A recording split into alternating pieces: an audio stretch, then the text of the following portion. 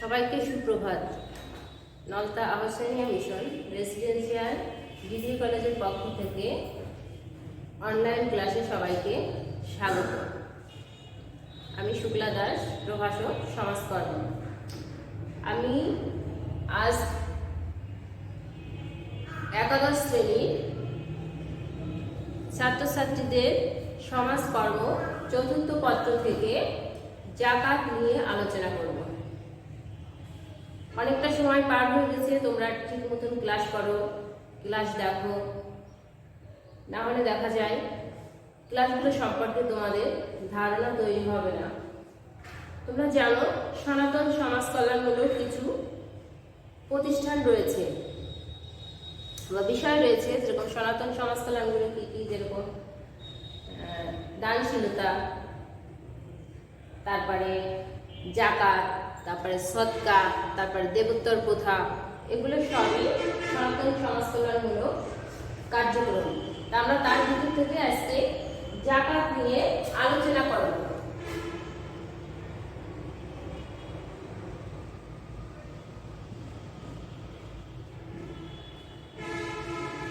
জাকাত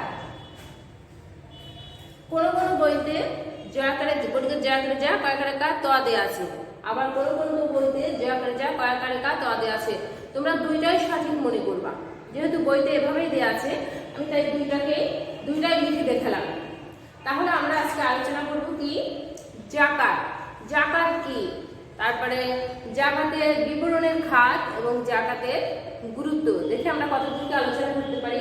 তাহলে আজকে আমাদের আলোচনার বিষয় কি জাকাত। যেসব সনাতন সমাজ কল্যাণ প্রতিষ্ঠান সুদূর অতীতকাল থেকে মানুষের কল্যাণে গুরুত্বপূর্ণ ভূমিকা পালন করে যাচ্ছে, তার মধ্যে জাকাত হচ্ছে অন্যতম। আমরা আগেই বলেছি বিভিন্ন সমাজ কল্যাণ প্রতিষ্ঠান আছে, তার মধ্যে জাকাত হচ্ছে গুরুত্বপূর্ণ ভূমিকা পালন করে যাচ্ছে। সেগুলোর মধ্যে জাকাত হচ্ছে কি অন্যতম। ইসলাম ধর্ম অনুযায়ী এটি মুসলমানদের জন্য ফরজ এবং অবশ্যই পালনীয় একটি ইবাদত। তাহলে ইসলাম ধর্মে কি বলা হয়েছে, এটি মুসলমানদের জন্য অবশ্যই ফরজ এবং একটি পালনীয় ইবাদত। জাকাত ধর্মীয়ভাবে বাধ্যতামূলক একটি অর্থনৈতিক বিধান। এটা কি বলছে, ধর্মীয়ভাবে বাধ্যতামূলক একটি অর্থনৈতিক বিধান, যা অন্য কোনো ধর্মে দেখা যায় না। এটা কিন্তু হিন্দু বলো, খ্রিস্টান বলো, বৌদ্ধ বলো, এই জাকাতের ব্যবস্থা অন্য কোনো ধর্মে কিন্তু দেখা যায় না। এটা একমাত্র কি ইসলামে দেয়া হয়েছে, বাধ্যতামূলকভাবে এখানে জাকাত দেওয়ার বিধান রয়েছে।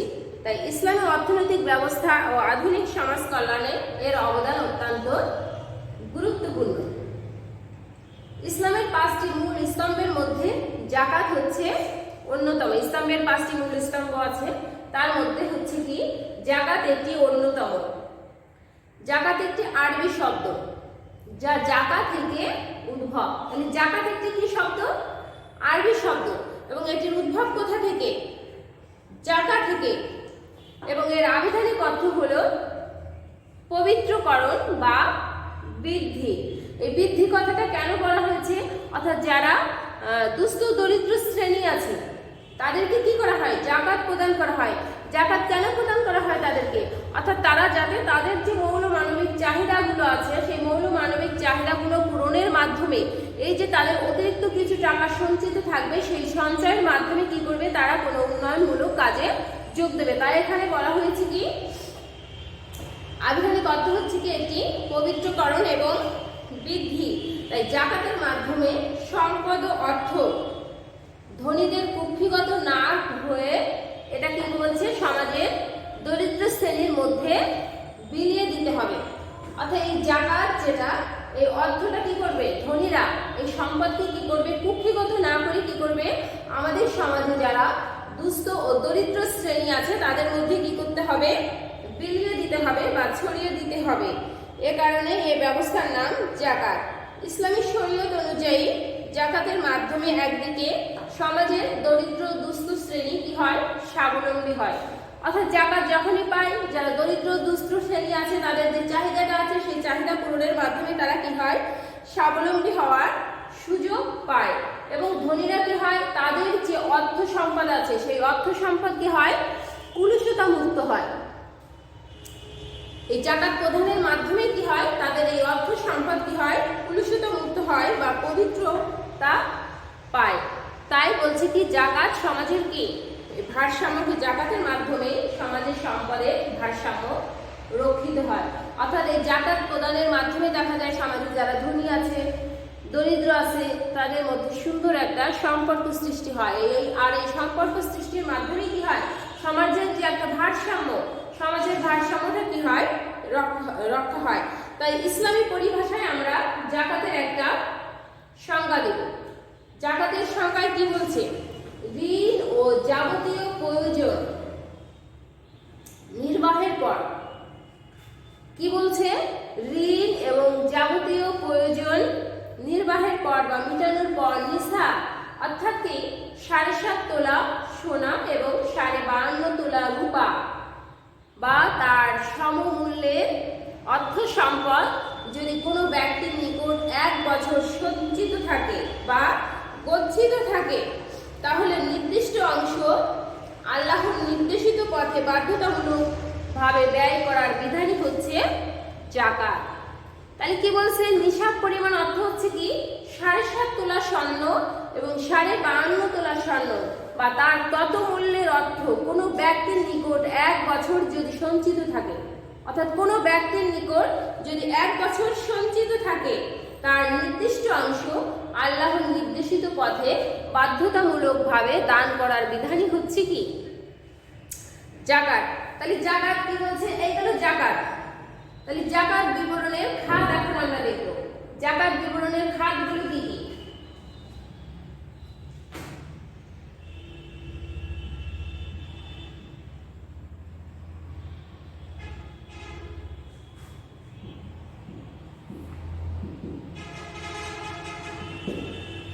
জাকাত হচ্ছে কি গরিবের হক বা অধিকার।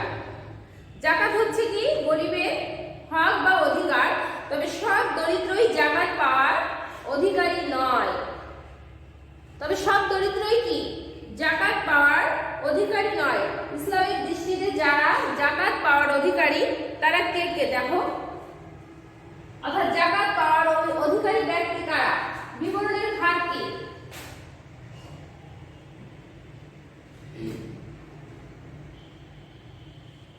আমি সংক্ষেপে লিখে দিব।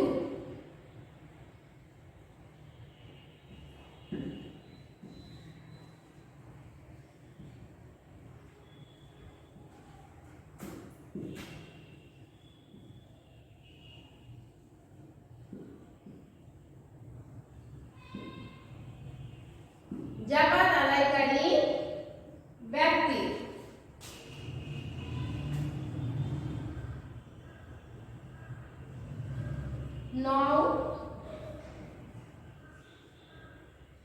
মুসলিম,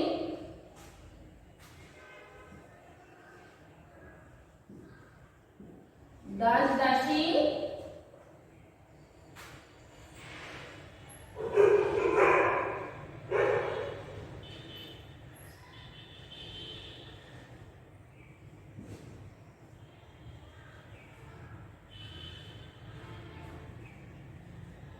ঋণগ্রস্ত ব্যক্তি,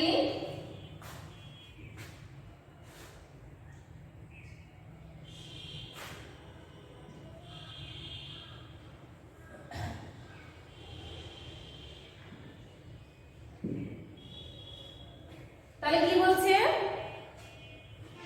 ঋণগ্রস্ত ব্যক্তি, মুসাফির এবং আরেকটা হচ্ছে কি ধর্মযোদ্ধা।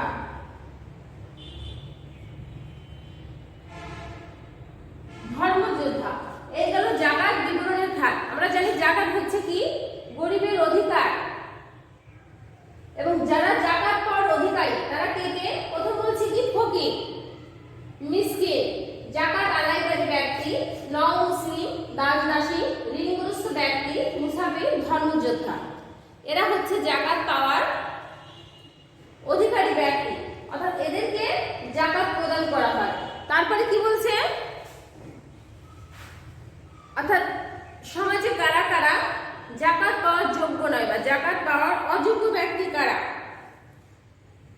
অমুসলিম, অর্থাৎ যারা অমুসলিম তারা জাকাত পাবে না। আরেকটা বলছে জাকাত দাতার উপর নির্ভরশীল ব্যক্তিবর্গ। যারা অমুসলিম এবং জাকাত দাতার উপর নির্ভরশীল ব্যক্তিবর্গ এবং স্বামী স্ত্রী স্বামীকে জাকাত দিতে পারবে না। আরেকটা বলছে কি দেখো, যে পাশাপাশি নিচের প্রতিষ্ঠান বা জনহিতকর কাজের জাকাতের অর্থ বরাদ্দ দেয়া যাবে না। কোন কোন কাজে জাকাতের অর্থ বরাদ্দ দেওয়া যাবে না? যেমন মসজিদ নির্মাণে কি করা যাবে না? জাকাতের অর্থ বরাদ্দ দেওয়া যাবে না। যেমন রাস্তাঘাট তৈরিতেও জাকাতের অর্থ বরাদ্দ দেওয়া যাবে না। আবার হাসপাতাল স্থাপন বা সংস্কারে সেক্ষেত্রেও জাকাতের অর্থ বরাদ্দ দেওয়া যাবে না। জাকাতের অর্থ কোন কোন ক্ষেত্রে বরাদ্দ দেওয়া যাবে? যেরকম এতিমখানা বা কোনো সেবামূলক কাজে আমরা কি করতে পারি? এই জাকাতের অর্থ বরাদ্দ দিতে পারি। দ্বিতীয় আলোচনায় আমরা চলে যাব। দেখো জাকাত আদায়ের খাত। আমরা জাকাত বিবরণের খাত দেখালাম বা খরচের খাত, এখন জাকাত আদায়ের খাত।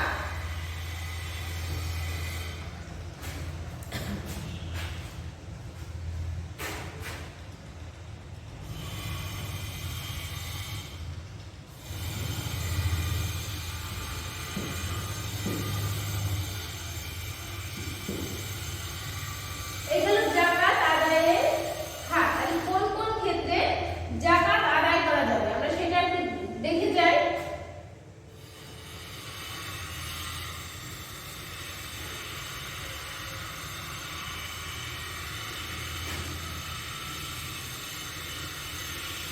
জাকাত আদায়ের খাতের মধ্যে প্রথমে বলছে কি প্রাণীর জাকাত, ফসলের জাকাত।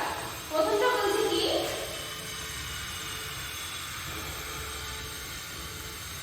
প্রাণীর জাকাত,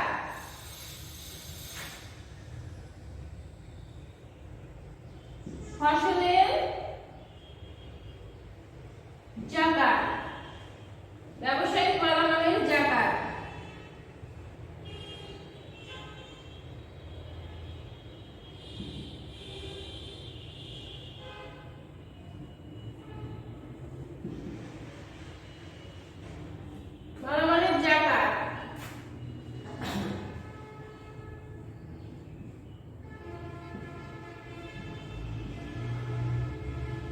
স্বর্ণ ও রৌপ্যের জাকাত।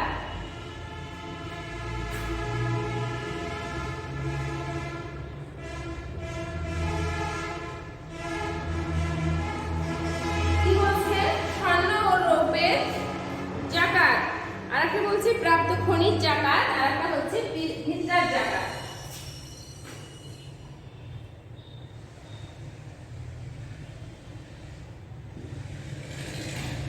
প্রাপ্ত খনিজ জাকাত, আরেকটা বলছে কি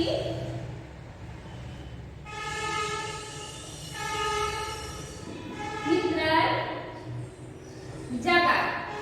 তাই এখন আমরা কি আমরা প্রথম বলছি কি জাকাত বিবরণের খাত ছিল কয়টি? 8টি। 8টি আমরা দেখিয়েছি। এখন আমরা কি করব? জাকাত আদায়ের খাত, অর্থাৎ বিষয় অনুসারে জাকাতকে 6টি ভাগে ভাগ করা হয়েছে এবং সেই 6টি শ্রেণীর উপরই ব্যক্তির জাকাত আদায় করা খরচ। সেই জাকাত আদায়ের খাতগুলো কি বলছে? প্রথমে বলছি কি প্রাণীর জাকাত। আমরা প্রাণীর জাকাতটা আলোচনা করে যাই যে প্রাণীর ভিতর কি, যেরকম গরু, ছাগল, উট, ভেড়া, এর উপরে জাকাত প্রদান করা কি ফরজ বা ওয়াজিব। অর্থাৎ এই 4টা প্রাণীর উপর জাকাত অবশ্যই দিতে হবে। কিরকম? যেরকম 30টি গরু থাকলে 1 বছর বয়সের একটি বাছুর জাকাত হিসেবে দিতে হবে। যদি কারো 30টি গরু থাকে তাহলে 1 বছর বয়সের একটি বাছুর জাকাত দিতে হবে। আবার যদি 60টি গরু থাকে তাহলে 1 বছরের 2টি বাছুর জাকাত হিসেবে দিতে হবে। আর 40টি গরু থাকলে 2 বছরের একটি বাছুর জাকাত দিতে হবে। তারপর দ্বিতীয়ত বলছে এইগুলো কি গরুর জাকাত দেওয়ার নিয়ম। আর একটা বলছে কি ছাগল এবং ভেড়ার জাকাত দেওয়ার সিস্টেম কি। অর্থাৎ যদি কারো 40টি ছাগল বা ভেড়ার মালিক হয় তবে তার উপর ওই সব প্রাণীর জাকাত দেয়া ফরজ। কি বলছে? জাকাত দেয়া ফরজ। তাহলে কিরকম? এখানে যেরকম 40টির জন্য ছাগি, 101টির জন্য 2টি, 201টির জন্য 3টি, 301টির জন্য 4টি। এই নিয়মে প্রতি 100টির জন্য 1টি করে ছাগি জাকাত রূপে দেওয়ার নিয়ম রয়েছে। এবং এখানে উল্লেখ্য যে ছাগির বয়স পূর্ণ 1 বছর এবং ছাগলের বয়স পূর্ণ 2 বছরের হতে হবে। এইগুলো প্রাণীর জাকাত। তারপরে বলছে কি ফসলের জাকাত। ফসল কোন কোন ফসলের উপর জাকাত দেওয়া হবে? যদি কেউ 40 মণ গম, যব, চাউল, মুগ, ছোলা অথবা এমন কোনো খাদ্যশস্যের মালিক হয় যা খেয়ে মানুষ বাঁচতে পারে, তবে ওই ব্যক্তিকে ওই খাদ্যশস্যের 1/10 জাকাত দিতে হবে। তাহলে তো বলছে 20 মণ, অর্থাৎ কি বলছে 20 মণ যদি কেউ খাদ্যশস্যের মালিক হয়, সেগুলো কি কি হবে? যেরকম গম, চাউল, যব, ছোলা, মুগ, এর উপরে কি বলছে 1/10 জাকাত দিতে হবে। তারপরে কি বলছে? এগুলো ফসলের জাকাত। তারপরে বলছে কি ব্যবসায়িক মালামালের জাকাত বা পণ্য দ্রব্যের জাকাত। সেটা কিরকম? যেরকম কেউ কোনো দ্রব্য কেনার পর 1 বছর যদি সেই দ্রব্য গুদামজাত করে রাখে, তাহলে তার উপর জাকাত দিতে হবে। কি বলছে? পণ্যদ্রব্য কেনার তারিখ হতে পূর্ণ 1 বছর কাল যদি গুদামজাত হয়, তাহলে তার উপর জাকাত দিতে হবে, হিসাব পরিমাণ জাকাত দিতে হবে। আর তো বলছে কি স্বর্ণ ও রৌপ্যের জাকাত। স্বর্ণ রৌপ্যের জাকাত দিতে হবে কি? যেরকম খাঁটি সোনা 7.5 তোলা, আমরা সংজ্ঞায় বলে আসছিলাম যে 7.5 তোলা সোনা এবং 52.5 তোলা রূপা যদি পূর্ণ 1 বছর সঞ্চিত থাকে, তাহলে সেগুলোর কি 2.5% হারে জাকাত দিতে হবে। আর আরেকটা বলছে কি প্রথিত ধন বা প্রাপ্ত খনিজ জাকাত। সেটা কি বলছে? যে কাফিরদের কথিত ধন অর্থাৎ গুপ্ত ধন, যেটাকে বলা হয় গুপ্ত ধন, এবং ইসলামী রাষ্ট্রের বহির্ভূত রাষ্ট্রে পাওয়া যায় এমন স্বর্ণ রৌপ্য বা সম্পূর্ণ মালের 1/5 কি জাকাত রূপে তখনই দেওয়া বাঞ্ছনীয় যদি কেউ প্রাপ্ত সম্পদ বা গুপ্ত সম্পদ পেয়ে থাকে, তাহলে তার উপর কি করতে হবে? তখনই জাকাত প্রদান করতে হবে। কত অংশ? 1/5। এই ব্যাপারে বছর পূর্তি বা নিশা পূর্তির প্রয়োজন পড়ে না। অর্থাৎ প্রাপ্ত খনিজ জাকাত কি হলে যখন পাবে ঠিক তখনই তার কি করতে হবে? জাকাত দিতে হবে। এর জন্য 1 বছর বা 2 বছর অপেক্ষা করার কোনো প্রয়োজন পড়ে না। আর একটা বলছে কি দেখো ফিতরার জাকাত। ফিতরার জাকাতের বলছে কি বলছে? যে মুসলমানের উপর ওয়াজিব যাদের ঈদুল ফিতরের দিনে ও রাতের আবশ্যকীয় খাদ্য ছাড়া অতিরিক্ত সম্পদ থাকে, অর্থাৎ ঈদুল ফিতরের দিনে ও রাতের আবশ্যকীয় খাদ্য ছাড়া অতিরিক্ত সম্পদ থাকে, তাহলে 80 তোলা সেরের 2.5 হিসেবে খাদ্যশস্যের ফিতরা দেওয়া ওয়াজিব। কি বলছে? 2.5 হিসেবে খাদ্যশস্যের ফিতরা দেওয়া কি ওয়াজিব। এবং আহার্য শস্যের মধ্যে উৎকৃষ্ট শস্য দ্বারাই ফিতরা প্রদান করার নিয়ম। যে আমরা আহার্য শস্যগুলো করি, যেগুলো আমরা খাদ্য গ্রহণ করি, অর্থাৎ তার উপর ফিতরা দেওয়াই কি প্রদান করার নিয়ম। তাই কোনো ব্যক্তিকে তার স্ত্রী, পুণ্য কন্যা, মাতা পিতা, দাস দাসী এবং নিকট আত্মীয় ইত্যাদি ভরণ পোষণ করতে হয়, তাদের সকলের ফিতরা প্রদান করা ওয়াজিব। এই প্রসঙ্গে রাসূল করিম সাল্লাল্লাহু আলাইহি নির্দেশ দিয়েছেন যে তুমি যাদেরকে ভরণ পোষণ করো তাদের ফিতরা দাও। অর্থাৎ তুমি যাদেরকে ভরণ পোষণ করবা তাদেরকে কি করতে হবে? ফিতরা দিতে হবে। এইগুলো জাকাত আদায়ের খাত। আমরা পরবর্তীতে জাকাতের গুরুত্বগুলো কি কি পয়েন্টগুলো একটু দেখে নিব।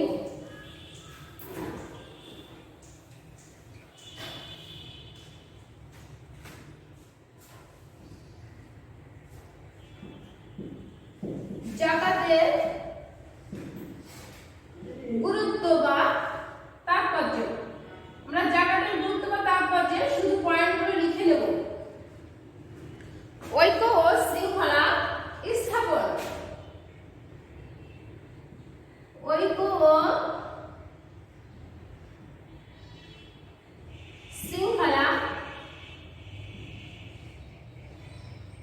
প্রথম পয়েন্ট কি বলছে? ঐক্য ও শৃঙ্খলা স্থাপন। কারণ আমরা জানি যে আমাদের সমাজে জাকাতের গুরুত্ব কতটা গুরুত্বপূর্ণ, অর্থাৎ তার উপর ভিত্তি করে জাকাতের কিছু গুরুত্ব বা তাৎপর্য রয়েছে বা প্রয়োজনীয় রয়েছে, সেগুলোই আমরা পয়েন্ট আকারে আলোচনা করব। প্রথম বলছে কি ঐক্য ও শৃঙ্খলা স্থাপন, দ্বিতীয় পয়েন্ট বলছে কি ভ্রাতৃত্ব ও বন্ধন সৃষ্টি,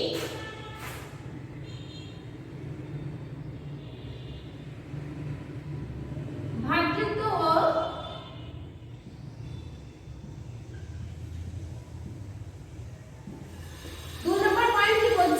ভ্রাতৃত্ব ও বন্ধন সৃষ্টি, 3 নম্বরে বলছে কি আর্থসামাজিক বৈষম্য রোধ,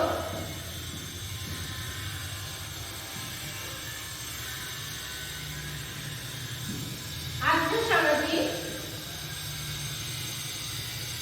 বৈষম্য রোধ। তাহলে 3 নম্বর বলছে কি যে আর্থসামাজিক বৈষম্য, সেই আর্থসামাজিক বৈষম্যটা কি হয় রোধ হয় বা মুছে যায় এই জাকাতের মাধ্যমে। আর বলছে কি সম্পদের সুষম বন্টন,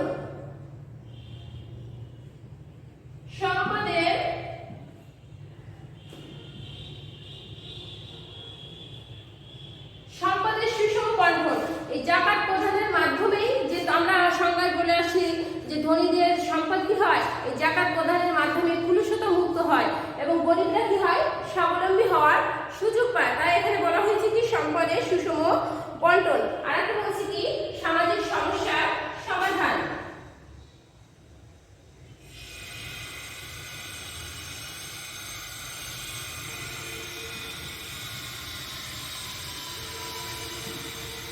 সামাজিক সমস্যার সমাধান। অর্থাৎ জাকাতের মাধ্যমে দেখা যায় আমাদের সমাজে যারা দরিদ্র শ্রেণী আছে তারা বিভিন্ন ধরনের সমস্যার সৃষ্টি হয়, কিন্তু জাকাত যখনই তারা জাকাত পায় বা জাকাত পাওয়ার মাধ্যমে তাদের যে সমস্যাগুলো থাকে সেই সমস্যাগুলো আস্তে আস্তে তাদের সমস্যাগুলো আস্তে আস্তে সমাধানের পথও বেরিয়ে আসে। অর্থাৎ জাকাতের গুরুত্বগুলো আমরা ডিটেলস আলোচনা করলাম না, জাস্ট তোমাদের পয়েন্ট আকারে দেখিয়ে দিলাম কয়েকটা পয়েন্ট। এরপরেও আরো জাকাতের অনেকগুলো পয়েন্ট রয়েছে, আমরা সেগুলো লিখলাম না। তাহলে ঠিক আছে, তোমরা ভালো থাকো, সুস্থ থাকো, ঘরে বসে পড়াশোনা করো, পড়াশোনা ছেড়ে কেউ বাসায় বসে থেকো না। তো ঠিক আছে, ভালো থাকো।